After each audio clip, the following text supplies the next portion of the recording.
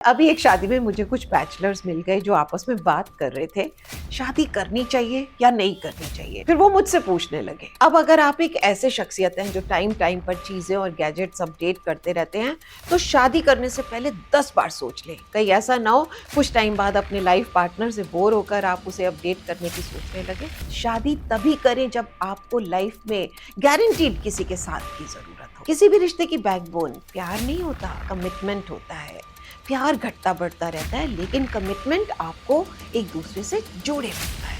अब कई बार मुझसे पूछा गया, क्या मैं अपनी शादी में खुश हूं? तो मैं कहूंगी जी हाँ, हम लॉटरी जीत चुके हैं। लेकिन इसे जीतना इतना आसान भी नहीं था। हमने भी कई बार कॉम्प्रोमाइजेस किए हैं, बंद कमरों में रोए भी हैं।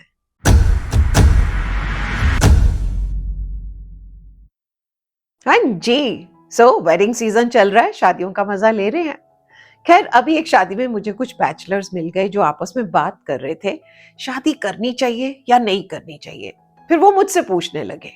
अब सच कहूं तो शादी का लड्डू है, खाना चाहते हो तो खा लो, पूछ क्यों रहे हो? एनीवेज, अब मैं यहाँ पर एक डीप बात करने जा रही हूँ। क्या है ना कि मेरी शादी को तो जमाना हो गया है। हमारे टाइम पर शादी एक नॉर्म थी।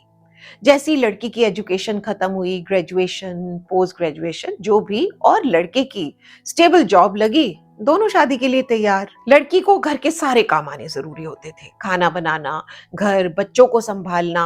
मुझे अभी तक याद है, मेरी मम्मी कहती थी अच्छे से रोटी बनाना सीख ले, नहीं तो ससुराल में सब कहेंगे कि तेरी माँ ने तुझे कुछ सिखाया नहीं। और इसी तरह से लड़के के बारे में पूछा जाता था, क्या करता है, कितना कमाता है, वगैरह वगैरह। मोस्टली शादी के टाइम पर लड़कियां 18 से 20 और लड़के 23 से 27 साल के होते थे। पर उस एज में लड़का और लड़की दोनों उन रिस्पॉन्सिबिलिटीज को उठाने के लिए तैयार होते थे जो शादी के बाद आती है, जैसे कि in laws, family, extended family. लड़का लड़की की केयर करने के लिए पूरी तरह से तैयार होता था, चाहे वो हाउसवाइफ हो या जॉब करती हो। और लड़की को भी डिपेंडेंट होने में कोई प्रॉब्लम नहीं होती थी। लेकिन आजकल के टाइम में बहुत कुछ चेंज हो गया। आजकल लड़कियां करियर, रिस्पॉन्सिबिलिटीज, सैलरी के मामले में आदमियों के बराबर है। अब शादियां देर से होने लगी हैं, क्योंकि पहले सब पढ़ाई करते हैं, फिर करियर और लाइफ में सेटल होते हैं, उसके बाद कहीं जाकर शादी के बारे में सोचते हैं। तो सीधे साधे शब्दों में आज के शादीशुदा जोड़े पिछले टाइम के कपल्स के कंपैरिजन में ज्यादा मैच्योर्ड हो गए हैं। वो शादी से पहले freedom, salary, decision making ability, इन सभी बातों को इंजॉय कर चुके होते हैं। और शायद यही रीजन है कि वो मेंटली थोड़े रिजिड भी हो गए हैं। उनकी पसंद नापसंद एकदम क्लियर है। दूसरे इंसान के साथ फ्लेक्सिबल होने की उनकी कैपेबिलिटी कम हो चुकी है। तो उन बैचलर्स को जो मुझसे पूछ रहे थे कि शादी करनी चाहिए या नहीं, मैं कुछ बातें कहना चाहूंगी।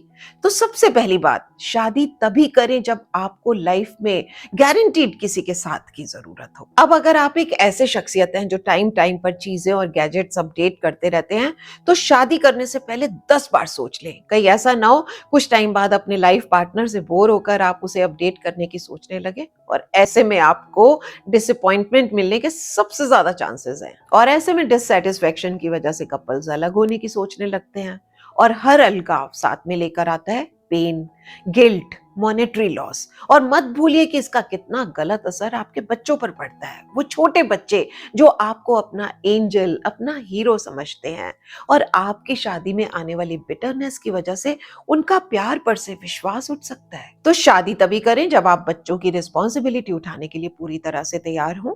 इनफैक्ट ये कहना बेटर होगा कि शादी के बाद बच्चे तभी करें जब आपके पास टाइम, एनर्जी, एजुकेशन और पैसा हो। और हमारे टाइम के कंपैरिजन में आजकल ये ज्यादा मुश्किल हो चुका है। सिर्फ इसलिए शादी करना जरूरी नहीं है कि सब कर रहे हैं, और शादी ये कोई गारंटी भी नहीं देती कि आपको लाइफ टाइम फ्रेंड मिल जाएगा।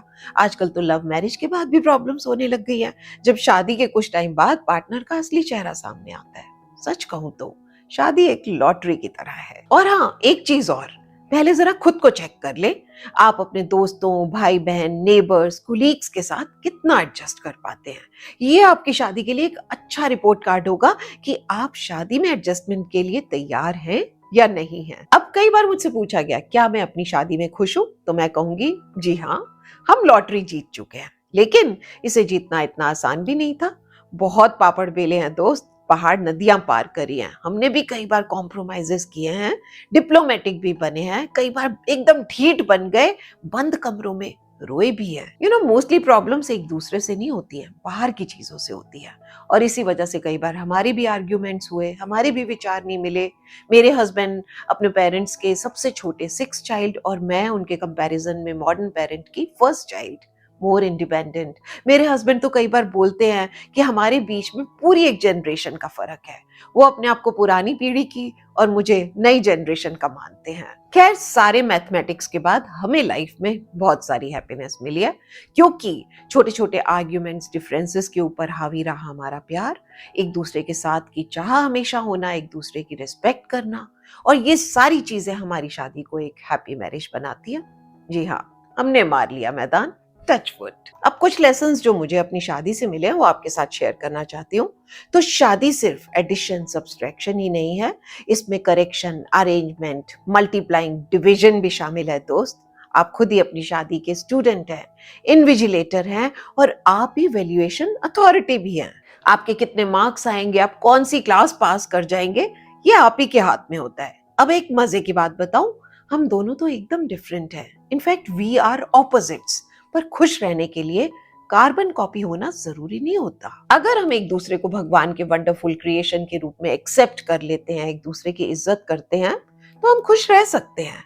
अब कई बार हमें लगता है कि हमें उस तरह से प्यार नहीं मिल रहा जैसा हम चाहते हैं, तो इसका मतलब ये नहीं कि हमें प्यार किया नहीं जा रहा, क्योंकि रिश्ते में जब दो अलग लोग होते हैं तो उनका प्यार करने का तरीका भी अलग ही होता है, समझे ना। अब एक बहुत जरूरी point, never under estimate the power of simple gesture.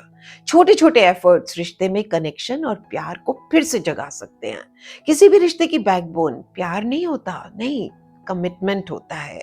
प्यार घटता बढ़ता रहता है, लेकिन कमिटमेंट आपको एक दूसरे से जोड़े रखता है। याद रखिए, अगर आपकी शादी में थोड़ी बहुत प्रॉब्लम्स है तो आपका रिश्ता नॉर्मल है, आप सही डायरेक्शन में है, क्योंकि ईसीजी की स्ट्रेट लाइन भी कहती है ना कि सब खत्म। तो थोड़े बहुत बाउंसेस आपकी जर्नी को स्ट्रॉन्ग और ब्यूटीफुल बनाते हैं, राइट? हाँ, आपके रिश्ते में तुम्हारा और मेरा नहीं होना चाहिए, सब कुछ हमारा होना चाहिए। एक यूनिट की तरह रहे कि कोई आपको तोड़ ही ना पाए। अब बात करती हूँ इंटीमेसी, रोमांस और सेक्स लाइफ की, जो किसी भी मैरिड लाइफ की सबसे स्ट्रॉन्ग कड़ी है। एक हैप्पी मैरिज के लिए इसका होना बहुत जरूरी है, लेकिन इसके लिए अपने पार्टनर पर प्रेशर भी ना बनने दे। हाँ, एक और जरूरी बात, जब तक चीजें आउट ऑफ कंट्रोल ना हो जाए ना, अपने झगड़े अपने कमरे के बंद दरवाजों के अंदर रखें। लाइफ में ऑनेस्टी रखें, एक दूसरे से बातचीत करते रहें। जितना कम्युनिकेट करेंगे उतना एक दूसरे को ज्यादा समझ पाएंगे। ईगो एकदम कट कर दे। और आखिरी बात, लाइफ में बहुत से इंपॉर्टेंट लोग मिलेंगे, बहुत से, लेकिन अपने पार्टनर को कभी भी सेकंड ग्रेड की तरह ट्रीट ना करें। हमेशा उसे वैल्यू करें, उसकी जरूरतें प्रायोरिटी पर रखें और शादी कर ले। लेकिन वेडिंग सेरेमनीज को एंजॉय करने के लिए नहीं, इस मैरिज की जर्नी को जीने के लिए, इसे निभाने के लिए। मजा आ जाएगा जिंदगी का। इसी के साथ चलती हूँ। ये टॉपिक तो ऐसा है, इस पर जितना बोलते जाओ कभी खत्म नहीं होगा, बट आई थिंक अब इसे यहीं स्टॉप करते हैं और मिलते हैं नेक्स्ट वीडियो में। एंड प्लीज एक रिक्वेस्ट है आपसे, अगर आपको मेरी बातें अच्छी लगती हैं तो मेरे चैनल पर एक लाइक बटन, एक प्यारा सा कमेंट तो बनता है। आई थिंक मैंने कुछ ज्यादा तो नहीं मांग लिया, करेंगे ना? आई नो आप जरूर करेंगे। Bye bye, thank you, love you all.